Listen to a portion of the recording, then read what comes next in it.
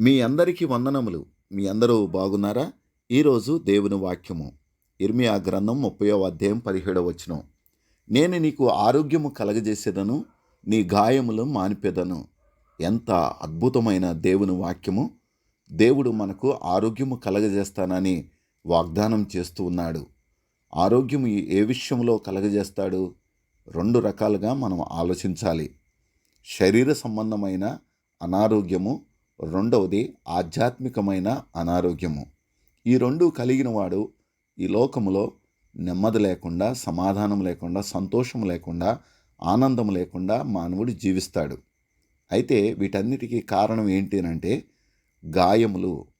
అంటే మన హృదయానికి అయిన గాయము ఎంతో బాధను కలిగిస్తుంది, వేదన కలిగిస్తుంది. ఆ బాధ, వేదన మన రోగానికి కారణమవుతుంది. కనుక ఆ అనారోగ్యమును బట్టి మానవుడు ఈ లోకంలో నెమ్మది లేకుండా ఉంటాడు. అయితే దేవుడు అద్భుతమైన వాగ్దానంతో కూడుకున్న వాక్యము ద్వారా దేవుడు నీతో మాట్లాడుతున్నది ఏంటంటే, నేను నీకు ఆరోగ్యము కలగజేస్తాను.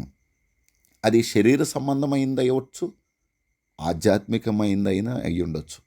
దానికి కావలసినటువంటి ఆ యొక్క గాయములు మాన్పి నీకు ఆరోగ్యము కలగజేస్తానని ఆయన వాగ్దానం చేస్తున్నాడు. కనుక ప్రియ సహోదరుడా, సహోదరి, నీ గాయము అనగా నీ హృదయానికి తగిలిన గాయము అది ఎంతటిదైనా యేసు రక్తము చేత కడగబడినప్పుడు నీ గాయములు మానుపు చెందుతాయి. తద్వారా నీవు ఈ లోకంలో ఆరోగ్యవంతుడిగా జీవిస్తావు, అనేకులకు ఆశీర్వాదకరంగా నీవు ఉంటావు.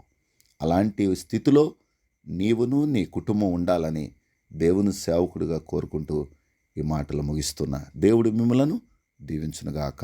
ఆమేన్.